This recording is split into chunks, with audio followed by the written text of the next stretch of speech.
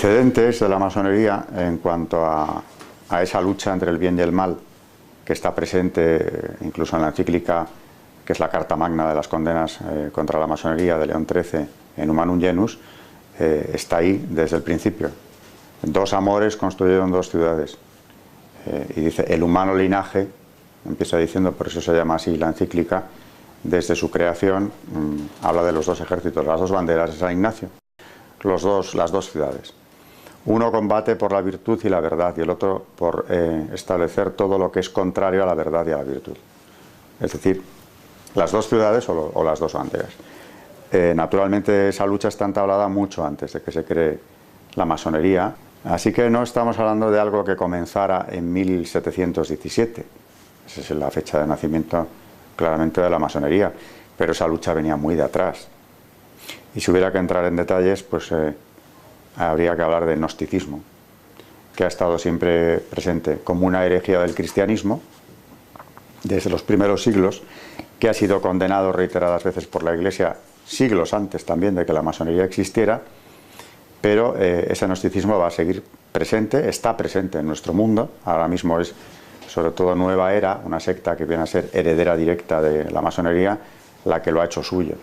La masonería ha sido gnóstica siempre.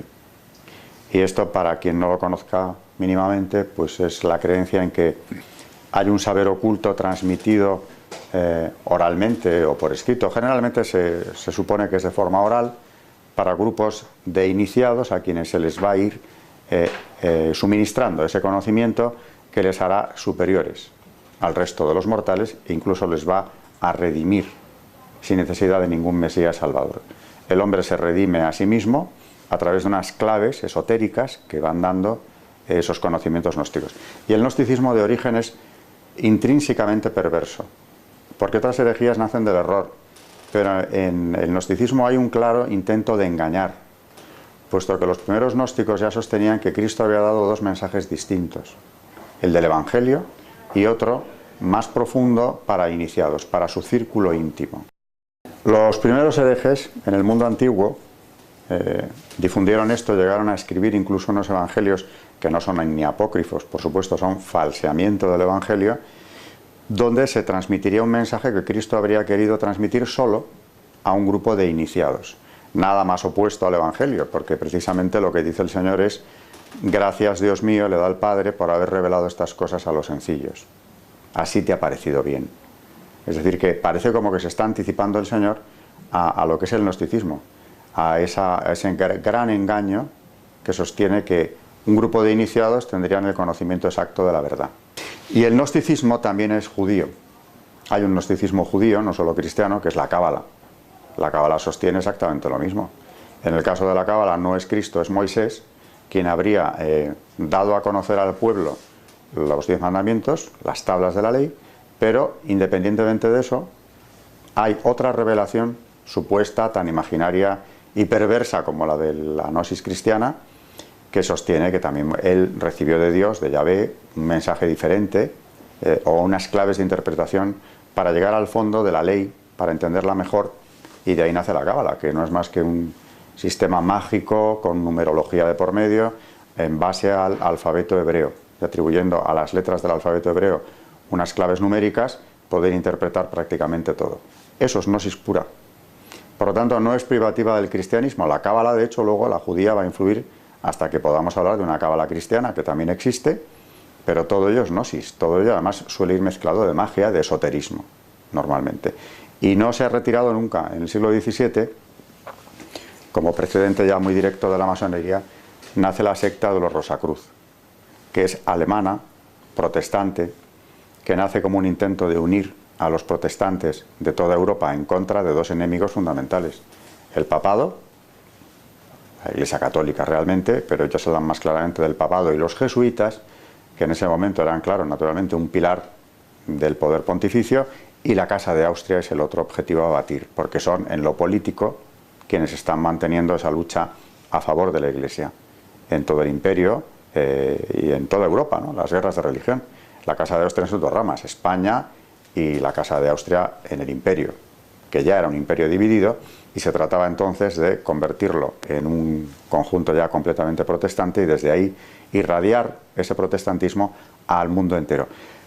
Pero es mentira que lo que quieran sea eso, porque podríamos pensar, aunque los fundadores son clérigos protestantes, como lo serán los de la masonería también, no quieren la imposición del protestantismo como objetivo último, sino que esto es un paso previo para lograr algo muchísimo más profundo, y ahí entra la gnosis de nuevo, que sería lo que llaman ellos, en los manifiestos Rosacruz, que son 3, una reforma de todo el ancho mundo, y devolver o dejar el mundo como estaba cuando Adán lo encontró.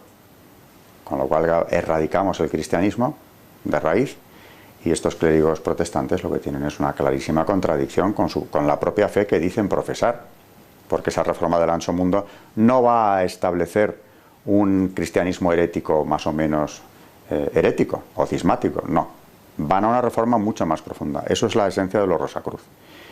Fracasan en parte porque en la primera etapa de la Guerra de los 30 años, porque todo esto se aglutina en torno al elector palatino, que por eso se convierte en el primer jefe del bando protestante, hay 3 victorias católicas en la Guerra de los 30 años. Las 3 primeras etapas se saldan con victorias católicas.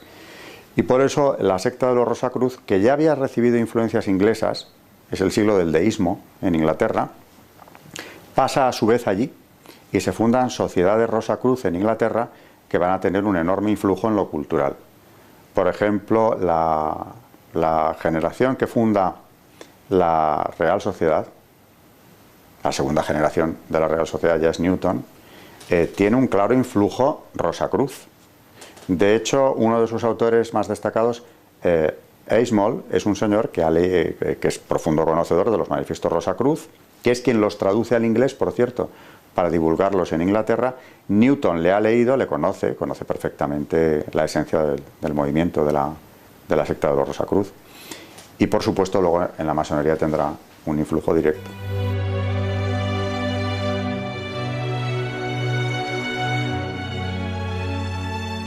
La Edad Media es la cristiandad. En Europa se identifica con la cristiandad. También hay que decir que es un periodo muy largo, dura 1000 años. Entonces hay un periodo más oscuro, naturalmente, a la caída del Imperio Romano. Gracias a la acción de la Iglesia, desde luego, se supera esa barbarie, especialmente gracias a los monjes. Y finalmente tenemos un periodo de plenitud, de esplendor de la cristiandad, que se percibe hasta en lo cultural. La Europa de las catedrales, románicas, góticas, eso es bien visible. Esa es una civilización en pleno florecimiento. Esa es la Europa también de las universidades, que nacen al amparo de la Iglesia, de las escuelas catedralicias que se habían fundado ya las primeras en tiempos de Carlomagno, e incluso siguiendo un proyecto anterior de San Isidoro de Sevilla. Lo cultural va unido a lo eclesiástico en Europa, y desde luego el fenómeno de las universidades no tiene parangón en ninguna otra civilización, no se ha dado nada parecido. Luego, no se puede presentar la Edad Media, como se ha hecho desde la Ilustración, como un periodo de oscurantismo, un periodo de tinieblas, un periodo del que se sale, felizmente, según quien defiende esta teoría, con el Renacimiento. El humanismo renacentista, en el que también habría que diferenciar un humanismo cristiano que claramente se percibe y también otro paganizante, evidentemente, que viene a enlazar con la gnosis.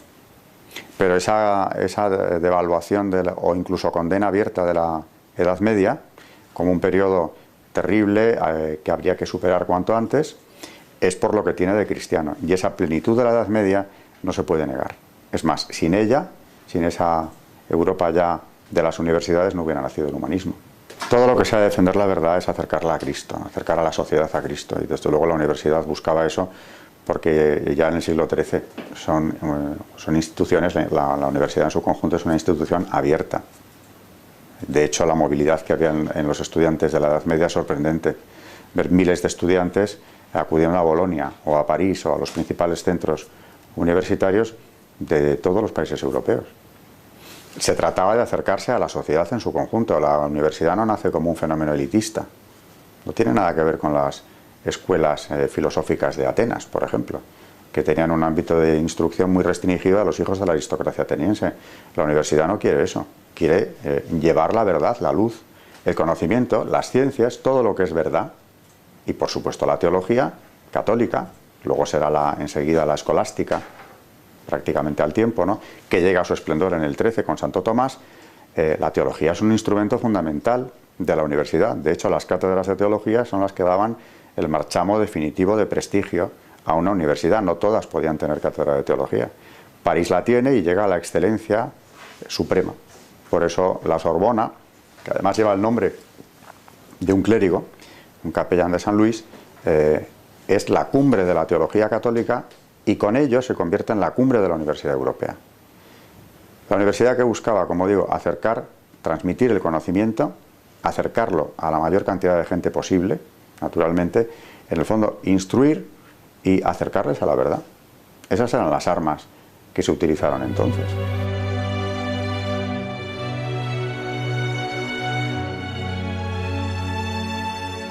La masonería lleva mucho tiempo imponiendo ya su pensamiento como un paso previo a la consecución de sus fines. Y en eso ha tenido ya victorias resonantes. Desde luego la imposición del pensamiento único, imperante en Occidente hace ya tiempo, fundado en un relativismo indiscutible, que es lo que los papas han calificado de auténtica dictadura, porque lo es, del relativismo, es una gran conquista masónica. Porque desde esa perspectiva relativista, que ya es inamovible en el pensamiento occidental, parece imposible ya defender la verdad. Y esa es una conquista masónica porque la masonería nace con un discurso sincretista en lo religioso.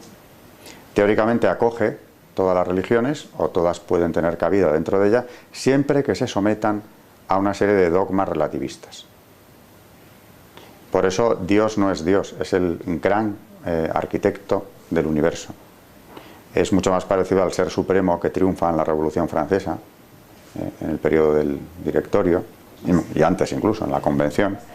Es otra visión de Dios, naturalmente no providente y absolutamente distinto del Dios de la Biblia.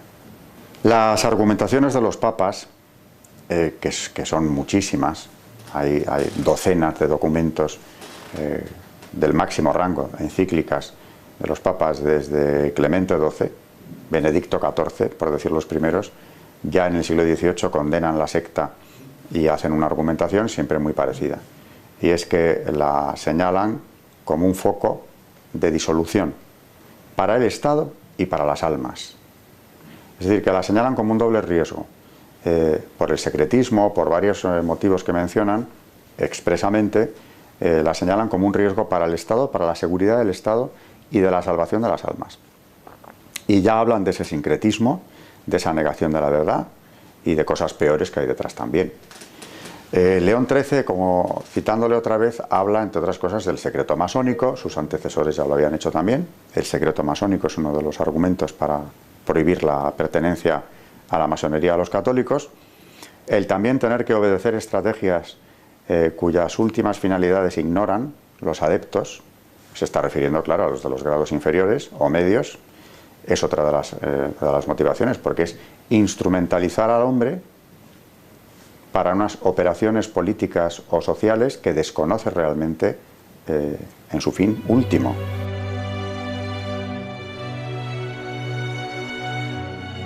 Las condenas se han ido reiterando desde el siglo XVIII y además es curioso como ya el segundo papa que condena, Benedicto XIV, dice al condenar que tiene que salir al paso de los rumores que se han extendido en cuanto a que ya es posible la doble pertenencia del católico a la masonería. Así que llevan difundiendo ese rumor desde el siglo XVIII. Por eso ha habido tal acumulación de condenas.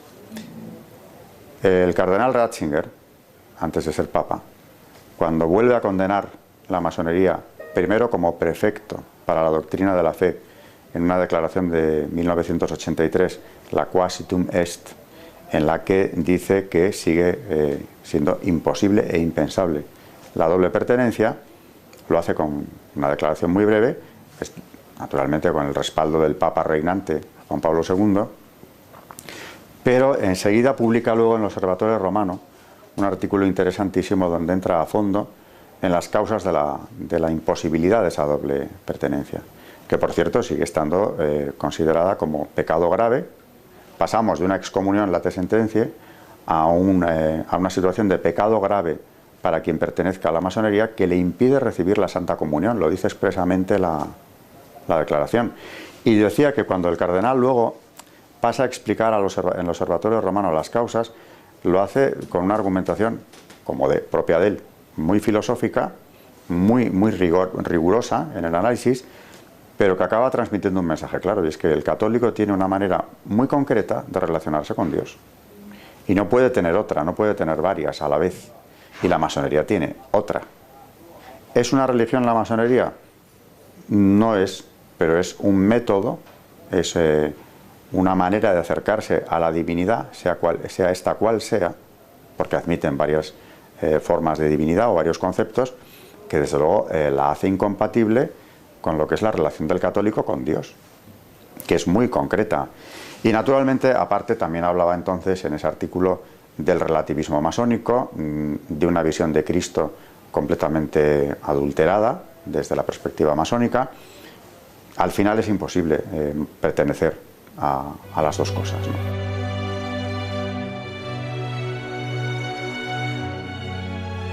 Yo he tenido con masones algún encuentro para mí muy iluminador, en el sentido de que me ha venido a confirmar en algunas cosas que yo había leído en los autores especializados en esto, sobre lo que yo seguía teniendo dudas. Me parecía imposible que en algunos rituales se llevaran a cabo estas profanaciones.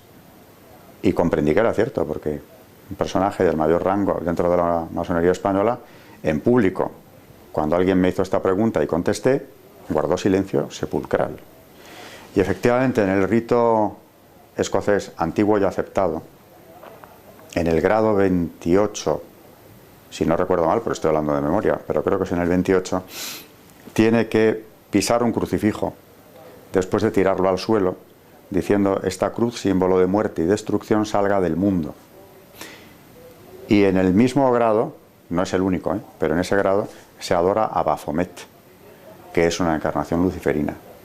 Y claro, ya, si están adorando al demonio, aunque lo llamen de otra manera, porque para ellos Lucifer no es Satanás, es otro concepto, que en realidad es el mismo. Sobre esto no tendríamos que estar hablando un rato para primero delimitar lo que ellos deslindan, Lucifer de Satanás, y luego para ver los puntos en común que son obvios. Partiendo de esa base, ya no haría falta justificar mucho más, ¿no? La condena de la Iglesia a la masonería, desde el momento en que, al menos en ciertos grados, se pisa el crucifijo y se adora a Baphomet, no tendríamos que explicar ya mucho más. Aunque hay mucho más que decir. De hecho, los papas lo que han argumentado es en torno a todos los otros argumentos. El relativismo, el secreto, la obligación o la utilización de los miembros de la propia secta para fines que solo conocen los dirigentes, que son los argumentos que estaba mencionando antes, y no suelen entrar, aunque alguno lo ha hecho, en esta cuestión del satanismo. Generalmente no entran en ello. La han calificado a veces sí de secta satánica, pero sin explicar bien que en los rituales efectivamente esto se contempla. Claro, todo este proyecto de ingeniería social anticristiana que la masonería ha defendido, ha tratado de imponer desde hace siglos, se va cumpliendo ahora ya casi en sus últimos pasos. Bueno, queda bastante, más de lo que ellos desearían, pero esa ingeniería social se ha ido cumpliendo. Hace 100 años eran defensores a ultranza del divorcio. Conseguida esa conquista, que entonces parecía muy difícil, pues hemos pasado a cosas cada vez de mayor calado. Y ahora ya es una inversión del orden natural completo. Con lo cual, cuando tienen oportunidad, legislan contra el orden natural. Y claro, para eso tienen un instrumento que está plenamente defendido en las instituciones internacionales como Naciones Unidas, que es la ideología de género. En estas organizaciones hay un porcentaje altísimo de masones. De hecho, en Naciones Unidas lo ha habido siempre. No es que hayan ido entrando más tarde. Desde su fundación lo ha habido. No hay más que ver con qué criterio se funda la UNESCO. Las agencias de Naciones Unidas naturalmente están al servicio de esta misma ideología de género, y algunas veces ya últimamente lo dicen de forma abierta. El componente de masones, pues según alguno de ellos incluso, ha llegado a decir que en los años 70, por ejemplo, alcanzaba en los funcionarios de Naciones Unidas hasta un 66%, que es elevado. Puede bajar, puede subir, pero esa presencia masónica es fuerte, y en la Unión Europea exactamente igual. los diputados laboristas, los ingleses, hicieron una protesta pública también en los 80, a principios de los 80, quejándose de que no promocionaban en sus carreras porque se encontraban siempre con esa red que les impedía subir, que era la presencia de diputados o funcionarios masónicos que tenían unos apoyos dentro de la institución mucho más fuertes.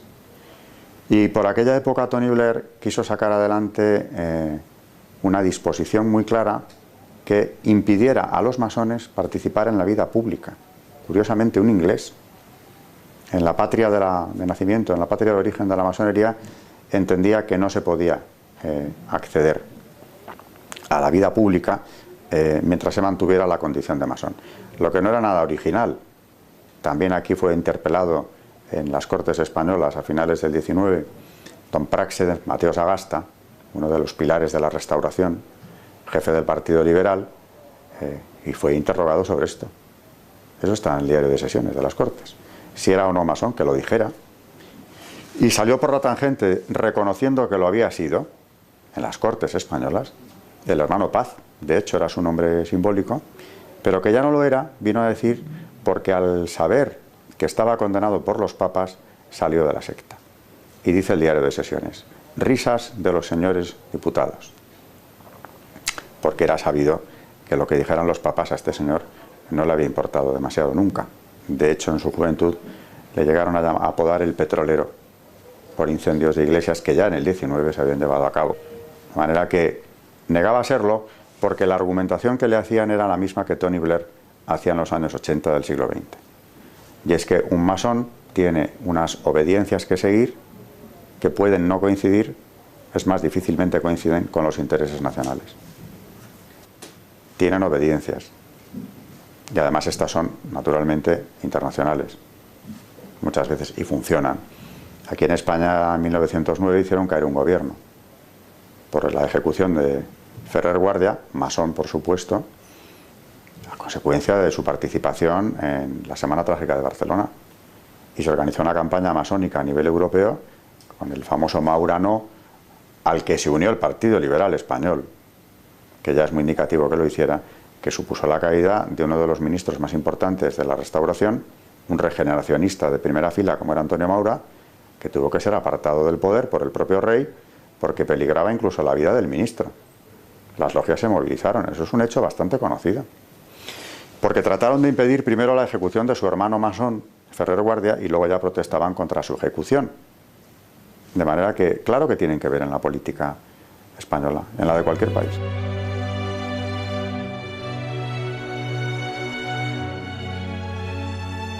Aprovechan situaciones históricas que muchas veces han ayudado a provocar también. La propia Revolución Francesa es hija de la Ilustración, de las ideas de la Ilustración, pero es que en esas ideas y en todo el desarrollo histórico del 18 francés ya la masonería tuvo un peso grande.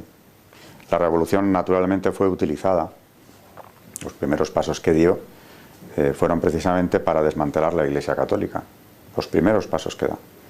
Antes de la Constitución Civil del Clero ya se han expropiado los bienes de la Iglesia. Se han prohibido las órdenes. Y luego ya la Constitución Civil del Clero, que es desmantelarla del todo, creando una Iglesia cismática sometida al poder revolucionario en contra de los sacerdotes refractarios que se negaron a seguir aquello, siguiendo lo que era además ya la decisión del Papa Pío VI, que había dicho que era imposible seguir eso. O sea que cuando han tenido ocasión han participado en revoluciones, bueno, en todas. En las revoluciones liberales están detrás de todas ellas, hasta mediados del 19 claramente. Y cuando triunfan, como ocurre aquí en el trienio liberal, hay persecución religiosa, eso no falla. Y en cuanto a las guerras, las han utilizado también cuando han podido.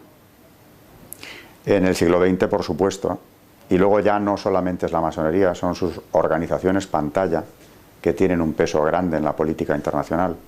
Así que hay que hablar de masonería, no se puede decir que todo esto sea masonería sola, sino son también sus compañeros de viaje, sus socios, digámoslo, la trama masónica, en definitiva. Las organizaciones pantalla, que son un invento ya del siglo XX, de la masonería, han tenido y tienen un peso enorme en la política internacional, en todo Occidente. Que es aquello de tener una organización en la que la mitad aproximadamente sí pertenezcan de sus miembros a la masonería y la otra mitad aproximadamente no. Con lo cual abren el abanico de poderse relacionar o introducir en la organización a otras personas que les interesen por lo que sean, siempre y cuando éstas, claro, se plieguen a participar o tomar parte en ese proyecto de ingeniería social anticristiana. Si son dúctiles en ello, pueden formar parte de esas organizaciones, sin la menor necesidad de haberse iniciado en una logia nunca. Y estamos hablando del Club Bilderberg, por ejemplo, pero también del CFR norteamericano, que tiene un poder sobre la vida política estadounidense total, o por lo menos altísimo poder. Y el Club Bilderberg exactamente igual a nivel internacional. Luego hay que ver quién lo funda, quién lo financia, son los mismos, prácticamente, salvando las distancias en el tiempo. El CFR americano se crea ex novo en 1919, pero ya utilizaba a masones de la Tabla Redonda, otra organización pantalla de la masonería anterior, y aprovechando la Conferencia de Paz de Versalles, al finalizar la Primera Guerra Mundial, ya se crea este organismo, que en Inglaterra tiene una variante, pero es el mismo organismo, el Real Instituto, y el CFR es en Estados Unidos. Y el Bilderberg se funda más tarde, ya en los años 50, pero la financiación y los grandes apoyos de un organismo y del otro son los mismos, especialmente destacando la familia Rockefeller, naturalmente, que es una fuente de financiación de estas organizaciones pantalla y que tiene su propia logia en Nueva York. La Gran Logia Rockefeller es una logia la más elitista, por cierto, de orientación esotérica luciferina.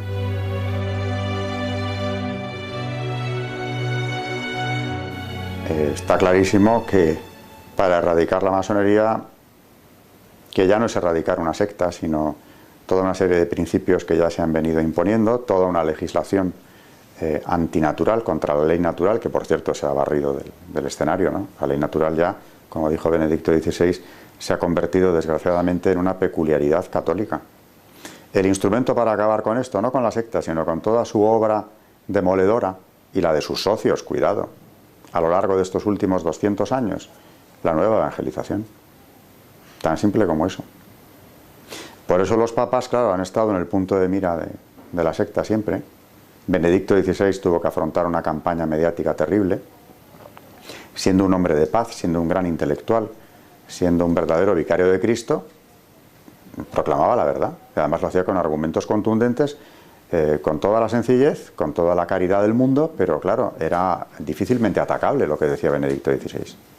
Y por eso estuvo en el punto de mira desde antes de ser papa y mucho más desde el momento de su elección, porque ya le tenían en observación desde antes, como que acabo de citar precisamente su intervención en la última de las condenas oficiales de la Iglesia, la declaración Quasitum Est, cuando precisamente quien la elabora es él, no era papa, era el cardenal Ratzinger, pero ya estaba bien observado, aparte de que toda su trayectoria era de una potencia intelectual tan grande que lógicamente le tenían en observación. Cuando se encuentran con la gran adversidad de verle en el papado, pues eso no es más que una complicación y se le ha combatido por todos los medios.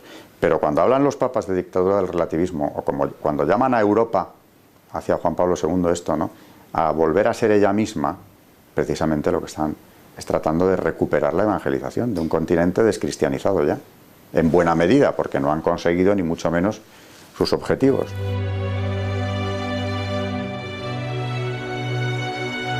Eso lo han intentado siempre, porque naturalmente es mucho más sencillo acabar con algo si estás en la ciudadela, en el reducto que defiende la institución, que hacerlo desde fuera, de manera externa. Lo intentaron durante todo el siglo XVIII, por eso se persigue y luego se disuelve la Compañía de Jesús. No es una operación exclusivamente masónica, cuidado, tampoco, pero tuvieron parte muy activa los masones en esto. Y una vez demolida la Compañía de Jesús, el papado ya fue una presa fácil. Y aún así, ya en el 18 se dio infiltración, en el 19 más, bastante más, en el 20 va más, es un fenómeno que va más. Probablemente Pablo VI, cuando habló del humo de Satanás, que era perceptible ya dentro de la Iglesia, dijo, por alguna rendija se ha colado el humo de Satanás, estaba hablando de esta infiltración. El mal había entrado, ¿no? Él tuvo conocimiento de una lista publicada por un periódico por un periodista llamado Pecorelli, que lleva su nombre, la lista Pecorelli, donde hacía una relación de clérigos de la Iglesia Católica pertenecientes a la masonería, empezando por Monseñor Bugnini, que estaba también en el punto de mira de varios cardenales por la reforma litúrgica que estaba haciendo en aquel momento. Se le investigó, lo hicieron los carabinieri, y lo que se le va a reducir es que no solo Bugnini, que fue trasladado a la nunciatura de Terán, que es como si te mandan a la luna, efectivamente, por Pablo VI en cuanto tuvo conocimiento de aquello, sino otros muchos clérigos también. Nunca la Iglesia ha desmentido esa lista. El autor de la lista murió asesinado a tiros en la puerta de su periódico, pero esa lista se ha publicado más de una vez y nunca el Vaticano la ha negado. Luego, si atamos cabos, la lista se publica, no hay desmentido, ya este señor, que era el que encabeza la lista, lo mandan a Teherán y se disuelve su consejo, el que presidía él, eso indica bastante, ¿no? Y por esas fechas se produce la declaración de Pablo VI del humo de Satanás.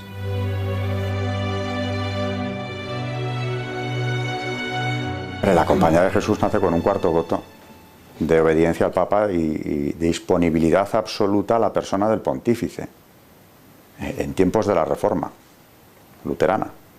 Son prácticamente coetáneos de la Reforma luterana, nacen para eso. Y además apuntan bien porque se constituyen en una orden de excelencia en la educación. Son imbatibles en la educación, son el gran enemigo de la Ilustración anticatólica, precisamente por la excelencia en la educación.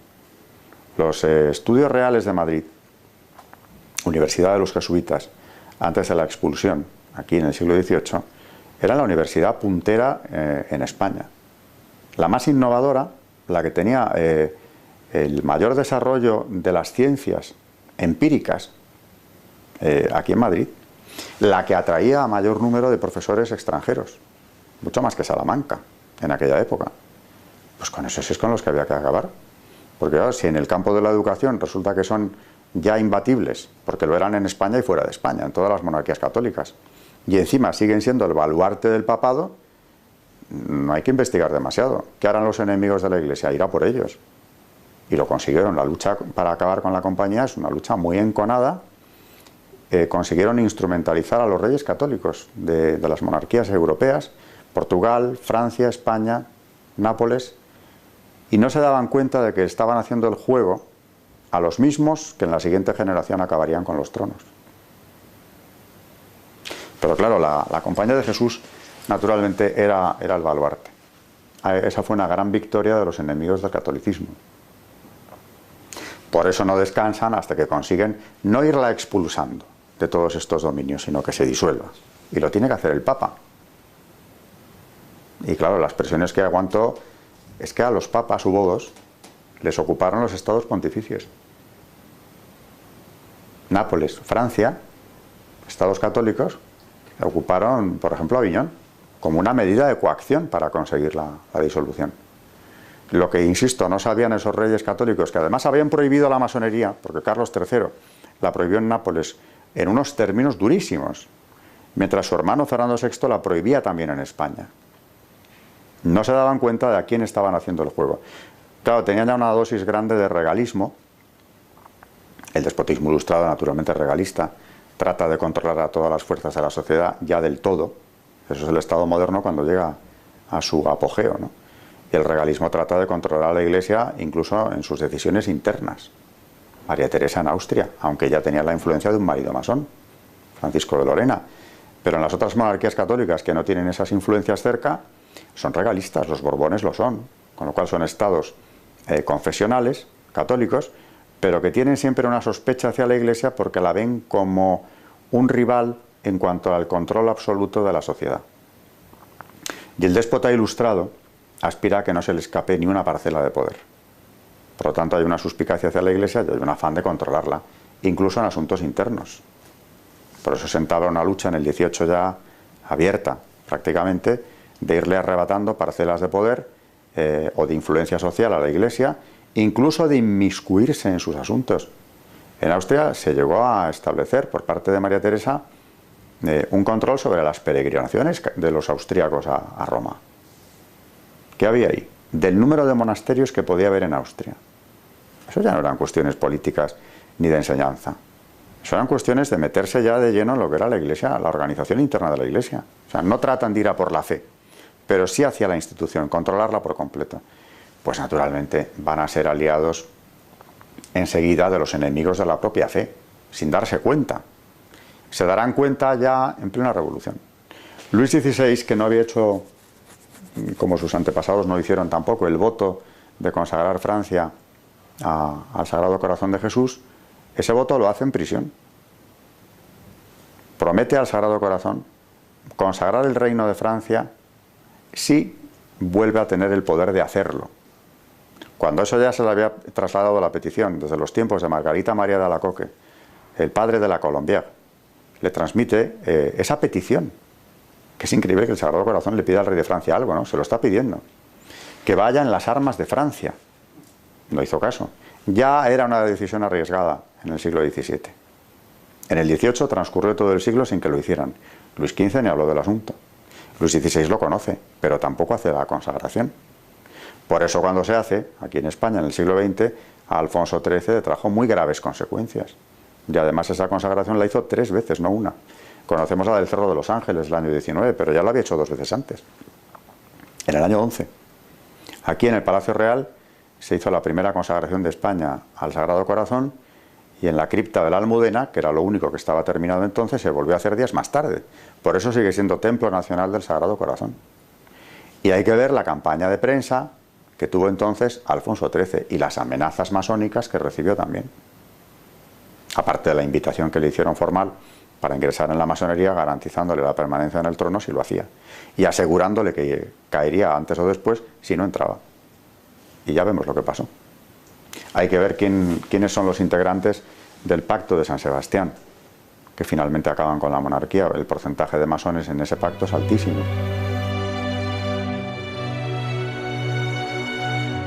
Es decisivo. A la hora de propagar lo que es ideología de género, tienen estrategias clarísimas. No hay más que poner la televisión para verlo, ¿no? Y la ideología de género, hoy en día, el que se atreva a ir en contra de alguno de sus aspectos, pues se expone a una descalificación total.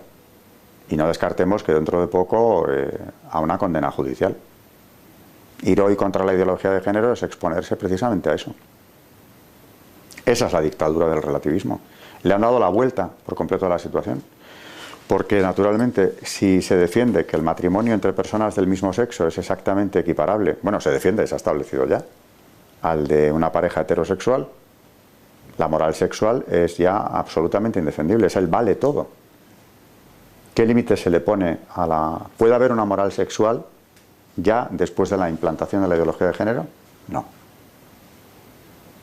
Eso queda al libre albedrío de cada persona, entienda su sexualidad como quiera, y además se le ha dado a la sexualidad un protagonismo casi prioritario a la hora de presentarla como el instrumento de realización plena de la persona, viviendo su sexualidad como le parezca, incluso incitando en el colegio a los niños a una sexualidad completamente aberrante y precoz. En Educación para la Ciudadanía, que naturalmente era un proyecto claramente masónico del gobierno de Zapatero, se incitaba a los niños a masturbarse abiertamente. Algunos colegios se resistieron a hacerlo, eligieron otros textos alternativos para que eso no apareciera, pero en los textos de apoyo de la asignatura estaban instrucciones en ese sentido.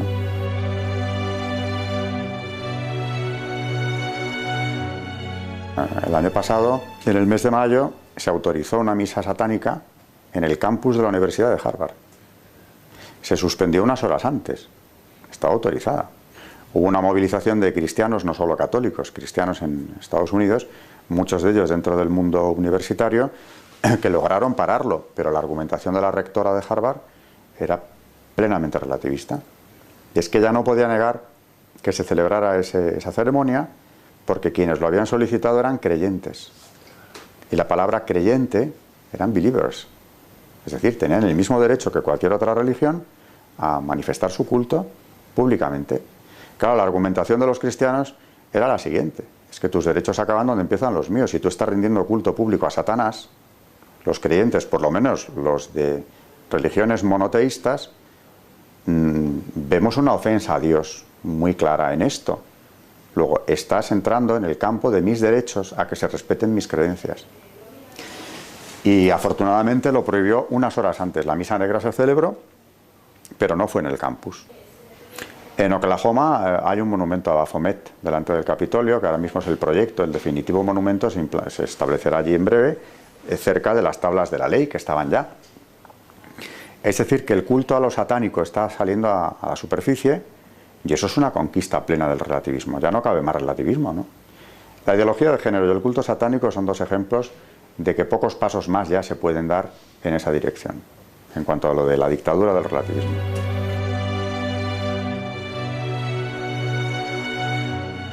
La juventud no tiene ninguna culpa de lo que le está pasando. Si no tienen, sobre todo, el apoyo en sus familias de una formación sólida, pues lo que perciben desde que van al colegio, desde que van a la universidad, es precisamente ese relativismo. No digamos en casa, si los padres están encima, ponen la televisión y que ven relativismo 24 horas al día, hasta en la publicidad. O sea, está en todo ya. La verdad con mayúsculas está ahí. Luego, tampoco hay que buscar muy lejos, ¿no? Es la fe que ha sido común, en el caso nuestro, a los españoles, hasta hace muy poco. Es la fe del Evangelio, es la fe de la Iglesia. No hay que irse a buscar fórmulas mágicas. Y claro, la formación que los padres católicos procuramos dar a nuestros hijos es que sepan diferenciar precisamente el bien y el mal. La ley natural, sin llegar siquiera al catecismo de la Iglesia Católica, la ley natural existe, aunque se quiera ignorar. Y eso es lo que hay que inculcar a nuestros hijos. Lo contrario es dejarles a merced, pues, de los medios de comunicación o de toda esta propaganda adversa al cristianismo, combativa incluso contra él. Una de las armas más sólidas de la masonería es como un arma del demonio, que no se crea en él, pues que no se crea en ella. Por eso han sido una sociedad secreta, siempre. Secta secreta. Ocurre que ahora sí que ya, como tienen el campo bastante trillado, están empezando a salir. Poco a poco. Por ejemplo, hace un año más o menos se manifestaron a favor del aborto libre, pero ya como masones, con lo cual se ve claramente cuál es la estrategia, ¿no? Como coincide con feminismo radical, ideología de género, naturalmente el derecho al aborto, o el aborto como derecho, es una de esas conquistas, entre comillas. Pero hasta ahora han estado muy ocultos, lo siguen estando, prácticamente en todo, y cuando aparecen hacen siempre el discurso filantrópico, tolerante, etcétera, al que nos tienen acostumbrados hace mucho tiempo. Negar que existen. Bueno, pues a cualquiera que lo niegue, yo les puedo dar la dirección de donde está la Gran Logia de España. Lo que pasa es que no se les puede aconsejar que vayan por allí. Pero negarlo es ya una ignorancia supina, si es que hoy en día están muy activos y no hay que investigar demasiado para ver dónde están o en dónde están actuando. Algunos ya se confiesan masones abiertamente. Luego, cuando investigas, cuando hablas con ellos, yo en un programa de televisión me encontré con uno, vienen con el discurso tolerante y filantrópico, pero cuando les hablas de cuestiones de fe, sobre todo de la fe católica, dogmas o la Iglesia misma, aguantan muy poco el debate, se rompe enseguida. Pero no pueden seguirte demasiado tiempo porque tienen que reconocer o plantarse, claro, en unos postulados que son los suyos. Bueno, que el señor se fue del programa, alegando que no nos oía bien porque estaba en videoconferencia, y se fue. O sea, se le acabó el discurso relativista en cuanto empezamos a tocar cuestiones de fe. Estábamos hablando del cierre de las capillas universitarias. Él estaba detrás de la de Barcelona. O sea que el debate dura poco, a no ser que le sigas el juego y sigas hablando de filantropía. Pero si entras en materia, en cuestión de fe, no tiene mucho recorrido.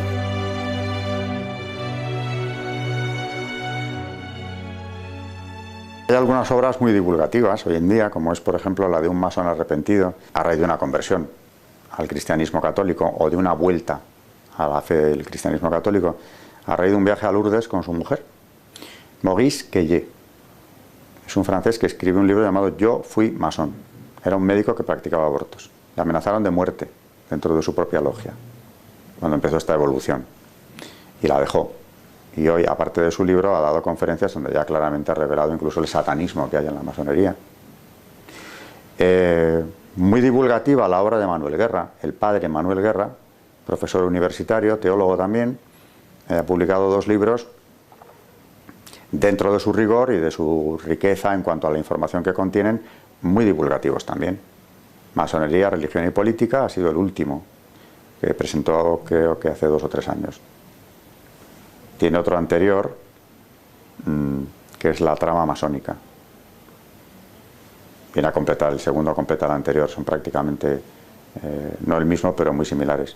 Yo recomendaría estos.